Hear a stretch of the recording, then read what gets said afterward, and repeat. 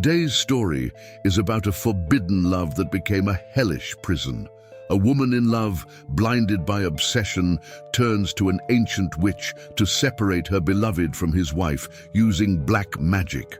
However, the spell that promised her the desired man became a curse that poisoned their lives, imprisoning them in a marriage of pain, betrayal, and suffering. When a desperate woman seeks salvation, it is too late to escape without scars. The rain was falling heavily, drops crunched on the windows of my church, and I silently watched the movement of the shadows outside. It was late afternoon. The light was already beginning to fade, and the street, normally full of life, seemed almost deserted, as if even the most skeptical people reported that, in moments like these, silence spoke louder. She arrived at the church late that cold day. When Helena walked through the door, her face revealed more than words ever could. She was a young woman, with dark hair and deep-set eyes, but marked by what I could only describe as the burden of sin.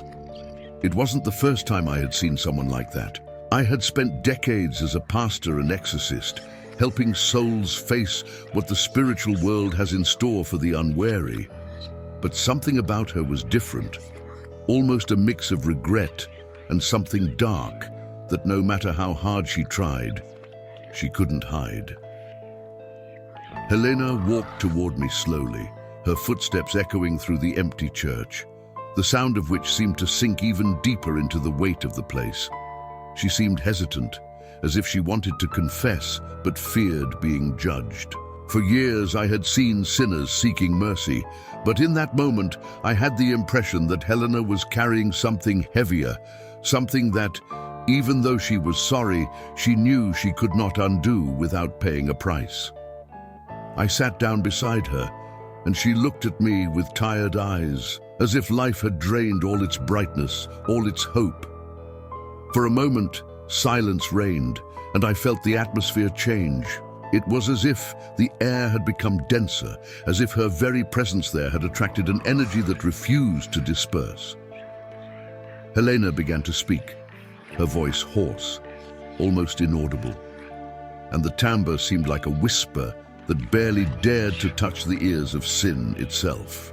She met Jonas years ago, at a time when loneliness and dissatisfaction were constant companions in her life. He was a married man, but for Helena, that was just a detail, an obstacle too small to stop the overwhelming desire she felt. Jonas, who had always been friendly, seemed more than willing to return her looks and smiles. They met, hidden from the view of others, and in a short time what was just a casual flirtation grew into something that Helena called love, but which to me seemed more like an obsession that gnawed at her soul. Over time, Helena wanted more. I didn't want to be just an affair anymore. I wanted to have Jonas for myself. I wanted him to leave his wife and start his life over with her, away from all the judgments and conventions that imprisoned them. But Jonas, although in love, had never promised anything. He hesitated, even thought about starting a new life, but he always returned home to his wife who was waiting for him without knowing about the clandestine meetings. It was then that Helena made a decision that would seal her fate. She, a woman of little knowledge, decided to go into something she didn't understand. He sought out an old acquaintance, a woman who lived in the shadows, someone many called a witch. Helena told me that when she entered that woman's house, she felt a shiver run down her spine, but she didn't hesitate. The witch, with a malicious smile and a look that seemed to see into his soul, offered him the solution he so desired, a loving bond, a spell so that Jonas would abandon his wife and come to her like a bewitched man who could resist the urge. The witch explained that the ritual would not be simple. It involved offerings, sacrifices, and a commitment that would seal Helena's fate forever. She needed to give up a part of herself, something that was pure, in exchange for what she wanted. Without thinking twice, Helena accepted the terms. Deep down, he believed that everything would be worth it if, in the end, he could have Jonas all to himself. That's how the torment began. After the ritual, it didn't take long for Jonas's wife to begin to change. She, who was previously a happy and peaceful woman, began to be disturbed by nightmares, visions, and voices that no one else heard. She reported seeing shadows, hearing suggestions, and got to the point of believing that she was being chased by something that meant her harm. Within a few months, her mental state worsened, and Jonas, confused and desperate, ended up leaving her in a psychiatric hospital, hoping that there he could find some solution to the problem. Thus, the way seemed clear for Helena. Jonas came to her, and for the first time, Helena felt that everything was right, that the spell had fulfilled its promise. But the peace lasted little. What seemed like a victory soon turned into a nightmare. Jonas, once a caring and devoted man, became a dark figure full of resentment and anger.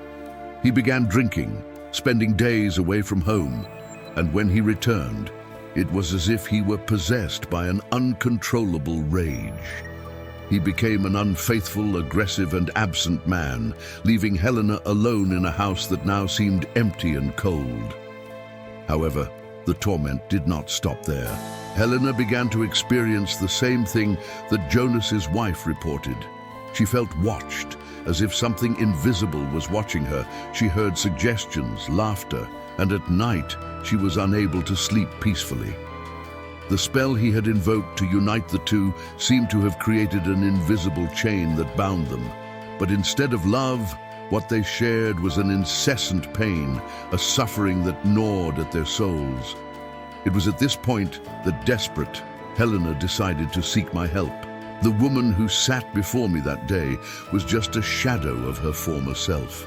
His eyes, once alive and full of desire, now carried an emptiness, a weight that I knew well. It was the look of someone who, through ignorance or desperation, had touched the darkest side of the spiritual. As Helena spoke, I observed her posture and her gestures. She was fragile, but also haunted, as if she were still haunted by the forces she had summoned. And as I listened, my mind flashed back to many other cases over the years, of those who, in moments of desperation, also sought the power of darkness to get what they wanted. I knew from the beginning that her path to redemption would be long and tortuous, but still I felt that I had to try. It was my duty after all. I stared at her and asked her about the details of the ritual, about everything that had been done, every word spoken, every offering given. What she described was horrific, a mixture of invocations, blood spilled, and soul commitments. Helena, however, seemed not to understand the depth of what she had done, but the witch she had dealt with was a veteran of the dark ways, and promises made could never be broken without consequences. That introduction was enough for me to understand that Helena was involved in something that went beyond human comprehension. She sought love and found despair. She wanted happiness and reaped suffering. That night, within the walls of my church, I prepared myself to face together the forces that she herself had invoked. But the presence of evil was so dense and ingrained in her life that I knew it would not be easy, and perhaps she would never be able to completely escape the effects of that pact. The first step would be a ritual of purification and liberation. But even with all my experience, I knew that the battle was just beginning. As Helena spoke, her voice dropped to a whisper, almost as if she feared that her very words might summon something from her dark past that haunted her. I listened to every detail of her story, noting the depth of her regret, but also the gravity of the spell she had cast. She described the ritual the witch had performed with precision, speaking of the black candles, the spilled blood of an animal, and the pact sealed with a drop of Helena's own blood. The witch had promised that these sacrifices would pave the way for her to have Jonas for good, but she had never spoken of the consequences. I looked at her seriously and began to explain the danger of dealing with love pacts. I told him that true love was never asked for, and that the magic used to manipulate someone's will always exacts a high price. What Helena called binding was, in fact, a spiritual prison, an invisible chain that tied Jonah and Helena in an evil and suffocating bond. I explained that the ritual had transformed Jonas into a tormented man, unable to free himself from the woman who now imprisoned him. This explanation seemed to resonate with Helena like a punch, and tears ran down her face. The church was quiet as I spoke, but it felt a heavy presence in the air, as if the walls themselves knew what was about to happen. To me, it was clear that forces far beyond Helena's understanding had been involved, and for that, she would need more than words or an apology. It would need a powerful ritual, which required faith, discipline, and genuine repentance. That same night, Helena returned to church, prepared for the beginning of a liberation process. The first step would be a purification ritual. I asked him to bring Jonas's personal objects, anything that could carry the energy of that bond that kept them imprisoned. Helena returned with an old ring that Jonas had given her in a moment of impulse and a shirt that he often wore. We placed the items on the altar, surrounded by candles and holy water, and I began to pray. The initial prayers were calm, but the atmosphere in the church soon began to change. Helena closed her eyes and opened her rosary tightly, while I called upon the presence of God to purify these objects and sever the evil bond that bound them.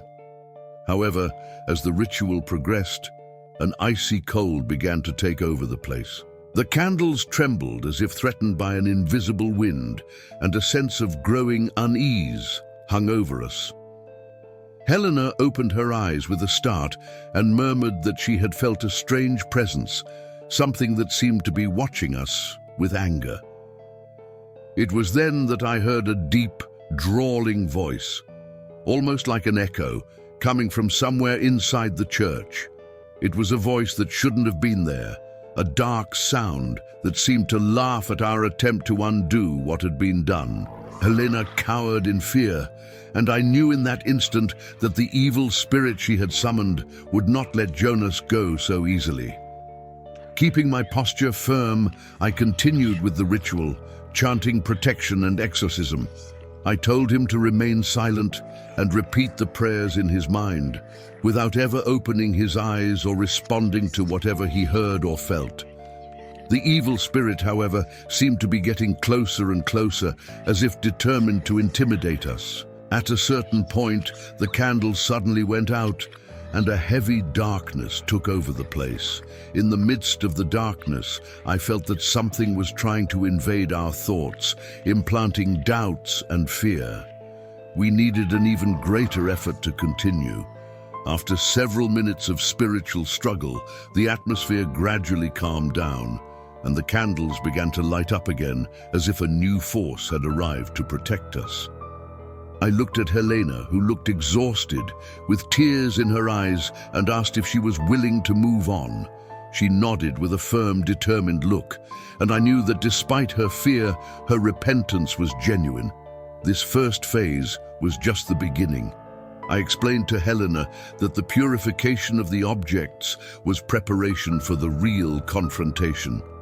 In her own home, Helena felt that the evil spirit tormented her more frequently, making her hear laughter, whispers, and even strange visions. These were clear. The spirit had marked the place, creating a kind of field of influence that needed to be broken. I invited Helena to perform an exorcism in her home the following day to confront the entity head-on and undo the curse. As soon as we arrived at Helena's house, we noticed a dense atmosphere.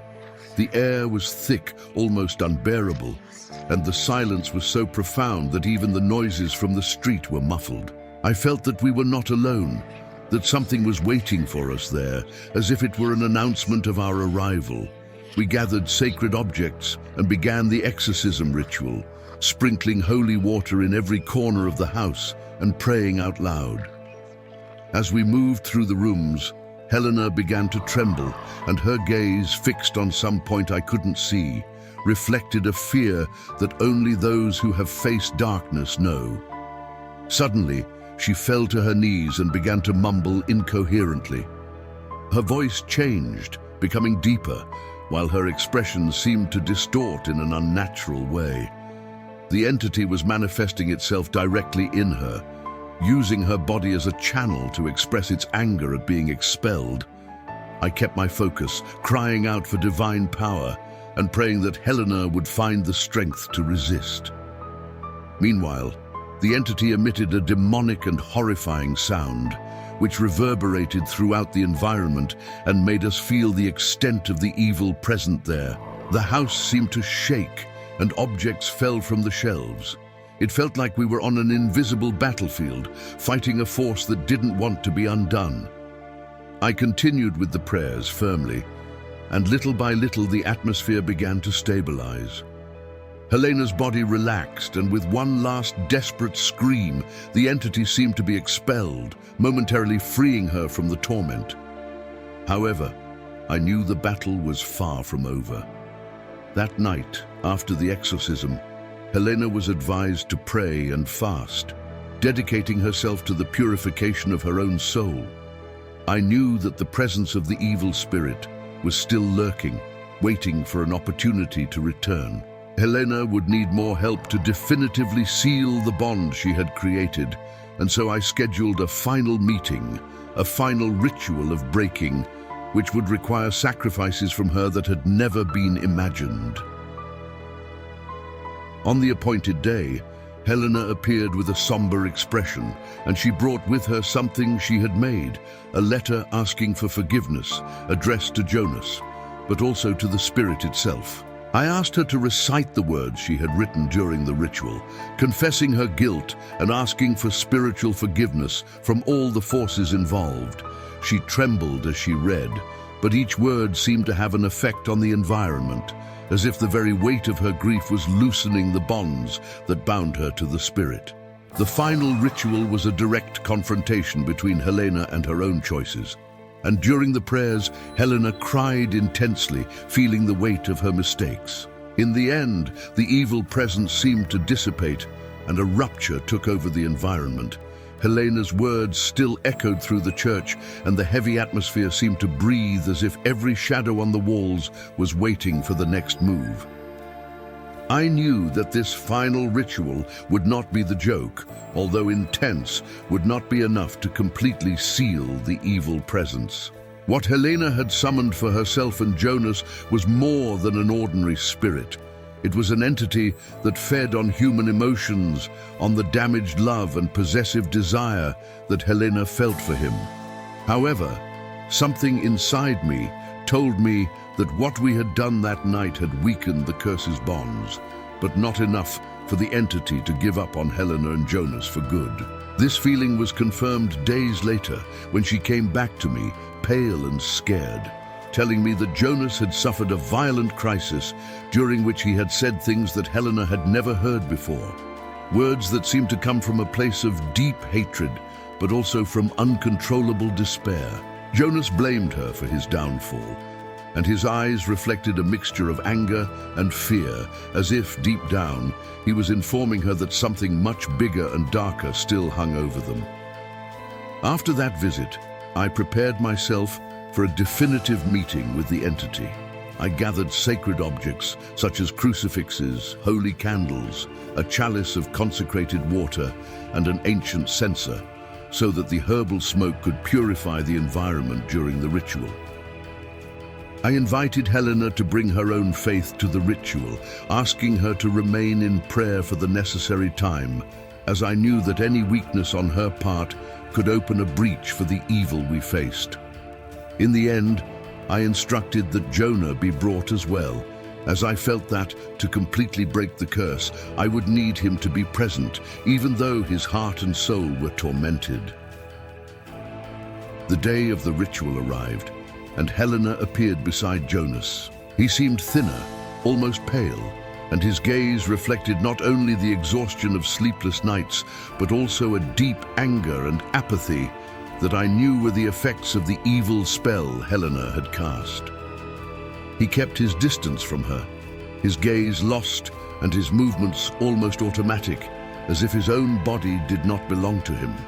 He was a broken man, And although Helena watched him with eyes still full of desire, she noticed a growing remorse in him. In the small room where we had gathered, I placed the sacred objects in place and asked for silence. I closed the doors and windows so that no one outside would be disturbed by what we were about to face. The minutes that followed were filled with absolute silence, as if the air itself was waiting for the confrontation. I began the ritual with a prayer in Latin, ancient words that invoked divine protection and asked for evil to be kept away.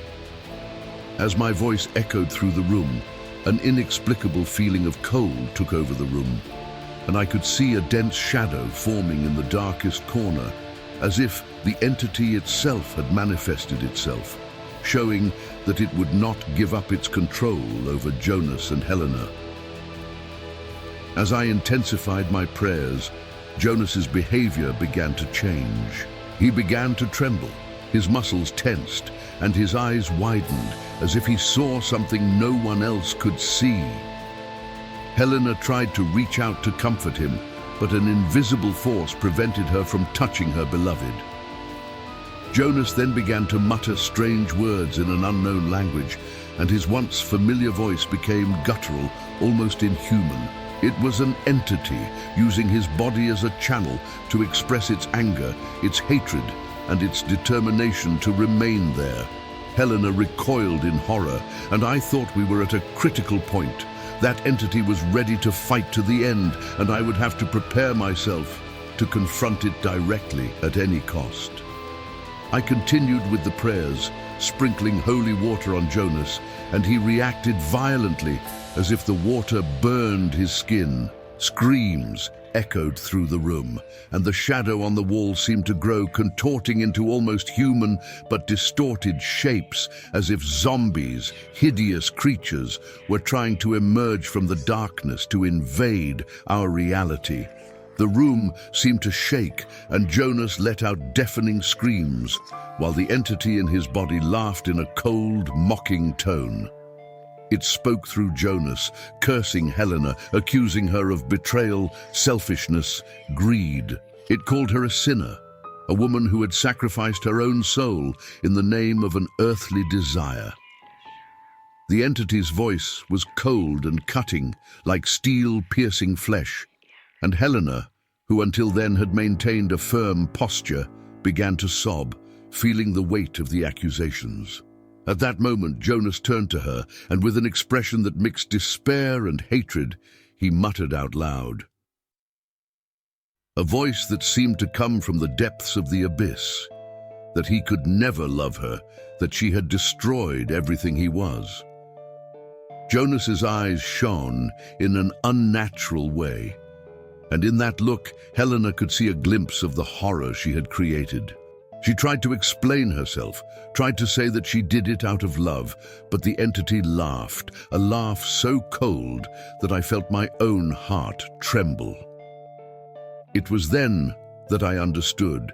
Helena would need to face the entity head-on, admit her mistake, and, at the same time, completely renounce the first desire that had consumed her for Jonas.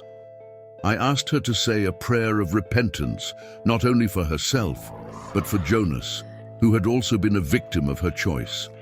As she prayed, between tears and resolutions, I noticed that the shadow was beginning to waver. The entity seemed to hesitate, as if the words of repentance and pure surrender weakened the bond that kept it there.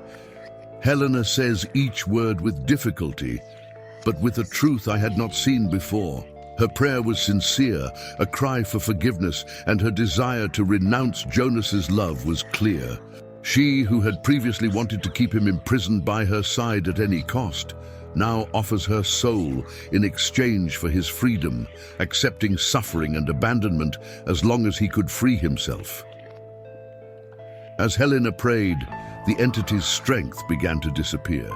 Jonas, lying on the ground, seemed to regain consciousness, but he was still shaking, and his eyes revealed the trauma that this left in his soul. When the entity finally began to lose possession of Jonas, I could see his twisted shadow disappearing on the wall, like thick smoke dispersed by the wind. It was a moment of victory, but the battle left its marks. The entity let out one last scream, like a howl of despair, and disappeared. Jonas passed out, exhausted, and Helena, overcome by a mixture of collapse and sadness, fell to her knees, sobbing. The ritual was over, but the cost for both had been high. She knew she would never get Jonas back the way she wanted. An obsession he had felt had dissipated, but he left regret that they both carried for the rest of their lives. When Jonas finally woke up, his gaze was empty, as if he were just a shadow of the man he once was. He avoided looking at Helena, and she, in turn, knew she could never get close to him again. The entity was defeated, but what remained between the two was only pain and regret. The stillness surrounding the ritual was almost as dense as the confrontation we had just faced. The entity was dispelled, but the dark trail it left on Helena and Jonas continued, like an invisible mark that would not be erased easily. I felt the presence of spiritual weariness over them, a weight that only those who have faced the supernatural understand. Both were exhausted, but something in their faces indicated that the experience had changed them forever. Jonas, who was still stunned, cried out with difficulty, avoiding Helena's gaze. His eyes reflected a deep emptiness, as if something inside him had been ripped away during the possession. He looked confused, lost, and it felt like he was trying to understand what had happened, as if his soul was waking up from a nightmare that left scars on his mind and spirit. I looked at him, and calmly he offered a word of comfort. "Evil feeds on human desire, Jonas," I said, "and desire, when left unchecked, becomes a prison." Helena, on the other hand, had fallen to her knees, her eyes fixed on the ground, tears streaming silently. She no longer seemed the same woman who had come to my church asking for help. There was a resignation in her posture, an acknowledgement of responsibility for everything that had happened. She seemed to want to say finally that the love she tried to win with spells and sacrifices was a corrupt love, a love that would never bring her peace or joy. After a few moments, Helena rolled her eyes and, in a weak, complaining voice, murmured, "What I did, Pastor, what I did is unforgivable. I destroyed my own life and his. How could I have been so blind and selfish?" I listened to her with compassion, but I knew that words of comfort would be useless. Understanding the mistake she had made was a lesson she would have to learn on her own. The sadness on her face was a reflection of the price she had paid for trying to force something that did not belong to her. Jonas, still dejected, glanced briefly at Helena, but his gaze was filled with resentment, mixed with an emptiness that cut like a cold blade. He knew deep down that she was responsible for the torment they had both lived through, and that a curse cast upon them would never allow them to return to the way they were before. I felt that that look was the end of everything between them. Any trace of affection was destroyed, leaving only the ruins of an obsession that would become a nightmare. Finally, Jonas murmured in a low, almost inaudible voice, I need to go." He turned and walked out of the church with unsteady steps, without looking back. His departure was silent, and Helena breathed him in until he was out of sight, as if it were the last time she would see him. She did not try to stop him. What they had experienced was a lesson, and that was the price for having tried to manipulate the other's will and feelings. When he left, the church was plunged into a deep silence, and Helena seemed to want to sink into that emptiness. I approached her and placed a hand on her shoulder. "Helena," I said in a calm but firm voice, "the curse has been lifted, but the lesson it brought cannot be ignored. You cannot bind a heart against its will. No magic can transform obsession into true love, and the price of trying is the destruction of oneself and others." She nodded with a resigned look, and I realized that the words resonated in her soul like a dark echo that would accompany her for the rest of her days. Helena spent some more time there in silence, praying and reflecting on what she had heard. At the end, when the first rays of sunlight began to appear on the horizon, she spoke up and thanked me in a whisper that barely disguised the pain in her chest. She left the church with slow, almost dragging steps, like someone carrying a burden that can never be left behind. Days passed, and I knew that Helena would leave the city. Some said that she sought redemption in distant lands, trying to escape the past that tormented her. Others said that she had withdrawn to a solitary life, far from any memory of Jonas, dedicating herself to a life of prayer and charity, as if trying to erase the trace of sin that had left on her soul. As for Jonas, I never saw him again, but I knew that his life was still marked by the shadows of the past. He never remarried, and rumors said that he lived a dissolute life, trying to drown his pain in vices and empty relationships, as if the echo of the spell still haunted him.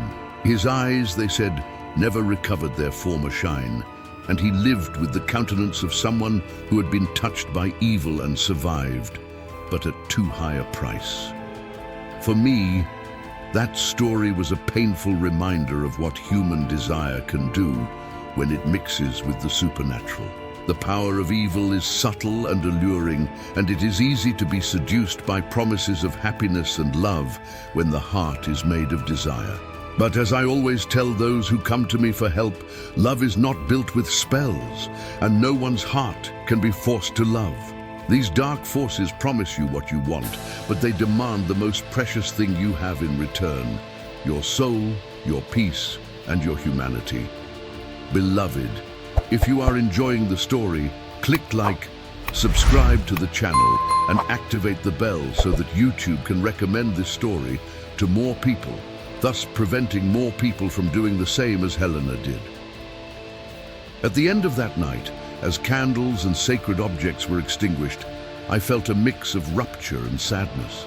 He knew that, although he had helped to break the curse, the marks of that experience would never have been erased from Helena's or Jonas's lives. I had done everything I could, but I also knew that free will is a powerful and sometimes dangerous thing. Every choice has a consequence, and evil shortcuts are traps that few can escape unharmed. It was with this thought that I knelt in prayer in that same church, asking God to have mercy on the souls that allowed themselves to be entangled in darkness. And as I prayed, a phrase echoed in my mind, like a piece of advice that I leave for all those who dare to challenge the forces of the beyond. There is no love that is worth the price of perdition. That which is tied or manipulated will never bring peace. Be careful what you wish for, because the price may be much higher than you are willing to pay. And so the night ended. The church was plunged into silence, ready to welcome those who came seeking answers, comfort, or redemption. I knew that this would not be the last time I would face the darkness, but in that moment I felt that I had done what I could. Tomorrow I'll be back with another story. If you want to see your story being narrated by me here on the channel, send me an email and I will be happy to put it here on the channel.